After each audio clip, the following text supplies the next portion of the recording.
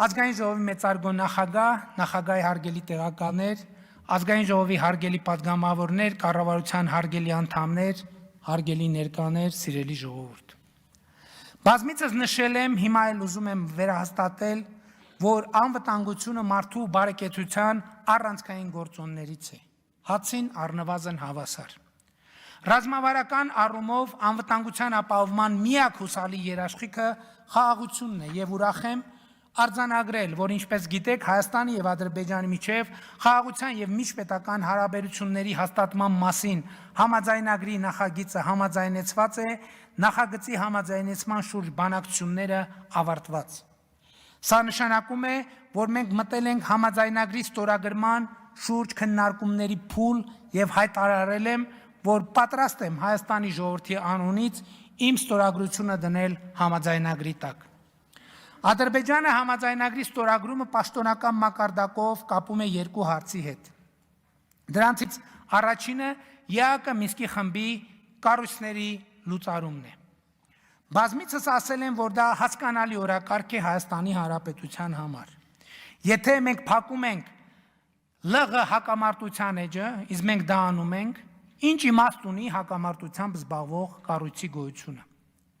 Բայց ԵԱԿ Մինսկի խումբը առնվազն դե ֆակտո ունի ավելի լայն համատեքստ եւ մենք ուզում ենք համոզված լինել, որ Ադրբեջանը Մինսկի խմբի լուծարումը չի դիտարկում որպես Հայաստան-Ադրբեջան հակամարտությունը Ադրբեջանի տարածքում փակելուն եւ Հայաստանի Հանրապետության ինքնիշխան տարածք տեղափոխելուն ուղղված քայլ։ Փարատելու համար այս մտահոգությունը մենք Ադրբեջանին առաջարկում ենք խաղաղության համաձայնագիրը եւ Մինսկի խմբի կառույցները լուծարելու մասին ԵԱԿ-ին ուղղված համատեղ դիմումը ստորագրել միաժամանակ։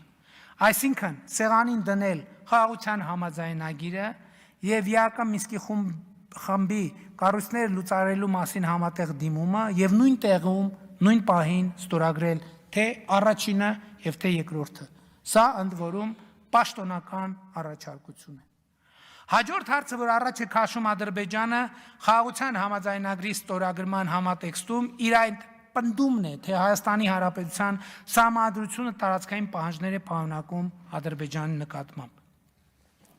Կարծում եմ, այս հարցադրման նկատմամբ ճիշտ դիրքավորվելու համար մենք նախ պետք է փորձենք ելնել այն կանխավարկածից, որ այս հարցն Ադրբեջանն առաջ է քաշում որպես անկեղծ մտահոգություն եւ ոչ թե որպես խաղաղության համաձայնագիրը չստորագրելու պատրվակ, ինչպես մտածում են մի շարք փորձագետներ։ Մենք ինքներս էլ անկեղծ պետք է հասկանանք խնդրի էությունը, քաղաքական եւ իրավական բովանդակությունը։ Եվ հետեւաբար պիտի արձանագրենք, որ Հայաստանի Հանրապետության Սահմանադրության տեքստի պաշտոնական մեկնաբանություն տալ կարող է միայն Հայաստանի Հանրապետության Սահմանադրական դատարանը, այսինքն Սահմանադրական դատարանն է այն մարմինը, որ կարող է պաշտոնապես ասել, ինչ է պարունակում եւ ինչ չի պարունակում Հայաստանի Հանրապետության Սահմանադրությունը։ Մեր Սահմանադրական դատարանը 2024 թվականի սեպտեմբերին քննության է առել Հայաստանի Հանրապետության եւ Ադրբեջանի Հանրապետության միջև պետական սահմանի սահմանազատման եւ սահմանային անվտանգության հարցերով հանձնաժողովի եւ Ադրբեջանի Հանրապետության եւ Հայաստանի Հանրապետության միջև սահմանի սահմանազատման պետական հանձնաժողովի համատեղ գործունեության կանոնակարգը եւ արձանագրել, որ կանոնակարգը, որտեղ Ալմա-Աթայի հռչակագիրը արձանագրված է որպես երկու երկրների միջև սահմանազատման բազային սկզբունք, համապատասխանում է Հայաստանի Հանրապետության Սահմանադրությանը։ Սա նշանակում է, որ մեր Սահմանադրական դատարանն արձանագրել է, որ Ալմա-Աթայի հռչակագրի այն սկզբունքը, համաձայն որի անկախ Հայաստանի տարածքը նույնական է խորհրդային Հայաստանի տարածքի հետ, իսկ անկախ Ադրբեջանի տարածքը նույնական է խորհրդային Ադրբեջանի տարածքի հետ, եւ ինչի հիման վրա կողմերը 2022 թվականի հոկտեմբերի 6-ին Պրահայում համաձայնել են կարգավորել հարաբերությունները, ահա այս արձանագրումը լիարժեք համապատասխանում է Հայաստանի Հանրապետության Սահմանադրությանը։ Եվ հետևաբար Հայաստանի Սահմանադրությունը մեկնաբանելու իրավասություն ունեցող մարմինը անպեկանելի որոշմամբ սահմանել է, որ Հայաստանի Սահմանադրության մեջ Ադրբեջանին կամ որևէ այլ երկրի ուղղված տարածքային պահանջներ չկան։ Սա, կրկնում եմ, բարձրագույն իրավաբանական ուժ ունեցող եւ բեկամման ոչ ենթակա որոշում է։ Բայց մյուս կողմից, ինչպես առիթ ունեցել եմ ասելու, մենք ինքներս Ադրբեջանի Հանրապետության Սահմանադրության մեջ տեսնում ենք տարածքային պահանջներ Հայաստանի Հանրապետության նկատմամբ։ Բայց մենք այդ հարցը չենք բարձրացնում, որովհետև Հայաստանի եւ Ադրբեջանի միջև խաղաղության եւ միջպետական հարաբերություններ հաստատելու մասին համաձայնագրի նախագծում կան անհրաժեշտ ձևակերպումներ, որոնք լուծում են խնդիրը արձանագրելով, որ կողմերը միմյանցից տարածքային պահանջներ չունեն եւ պարտավորվում են ապագայում եւս նման պահանջներ առաջ չքաշել, այն ըմբռնմամբ, որ երկու երկրները միմյանց տարածքային ամբողջականությունները ճանաչում են խորհրդային հանրապետությունների տարածքով, ինչպես նշված է Ալմա-Աթայի հռչակագրում։ Ահա ուրեմն, եթե ընդունենք, որ մեր սահմանադրության հետ կապված Ադրբեջանի դիրքորոշումը ոչ թե պատրվակ է, այլ անկեղծ մտահոգություն, այդ մտահոգությունը փարատելու ամենաարդյունավետ միջոցը ոչ թե համաձայնագիրը չստորագրելն է, այլ այն ստորագրելը։ Ինչու՞։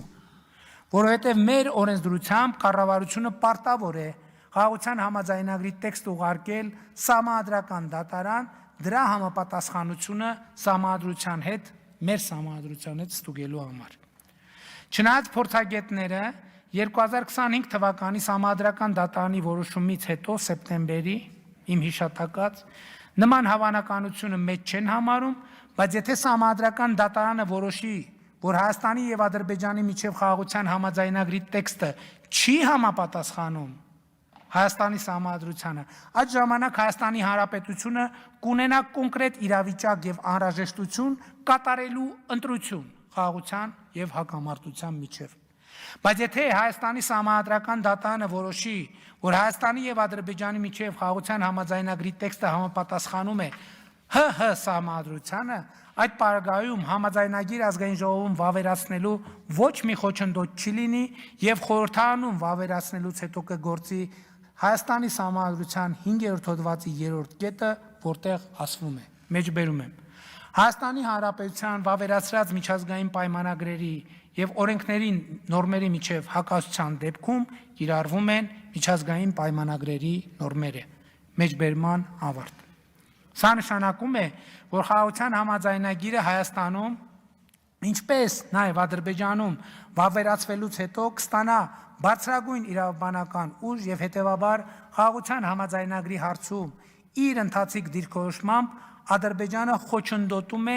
իր իսկ կողմից առաջ քաշած խնդիրների հանգուցալուծմանը եւ սա է, որ շատ փորձագետների հիմք է տալիս ասել, որ Ադրբեջանը պարզապես մտածածին պատրվակներով ձգձգում է խաղաղության համաձայնագրի ստորագրումը։ Սխալ չընկալվելու համար դարձյալ ընդգծեմ. ցանկացած մեկնաբանության դեպքում Ադրբեջանի բարձրացրած հարցերի հասցեագրման ճանապարհը ոչ թե խաղաղության համաձայնագրի չստորագրումն է, այլ ստորագրումը։ Ու քանի որ նմանատիպ հարցադրումներ մենք նույնպես ունենք, նույնը վերաբերելի է նաև Հայաստանի Հանրապետությանը։ Հարգելի ներկաներ, սիրելի ժողովուրդ։ Ի հեճուկս բոլոր դժվարությունների ու բարդությունների կառավարությունը եւ անձամբ ես չենք շեղվելու խաղաղության օրակարգից։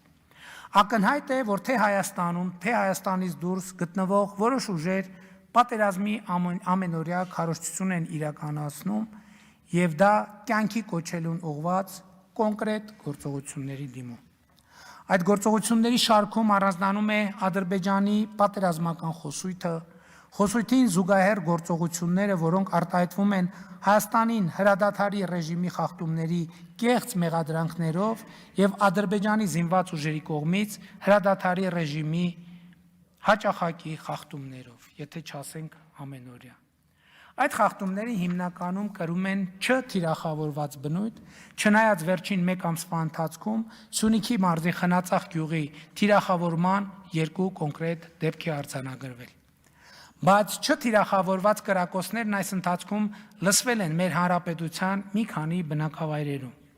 Նշանալ կրակոցները կամ Ադրբեջանի զինված ուժերում անկարգապահության հետևանք են կամ նշված բնակավայրերի բնակչության նկատմամբ հոգեբանական ճնշում գործադրելու նպատակ ունեն։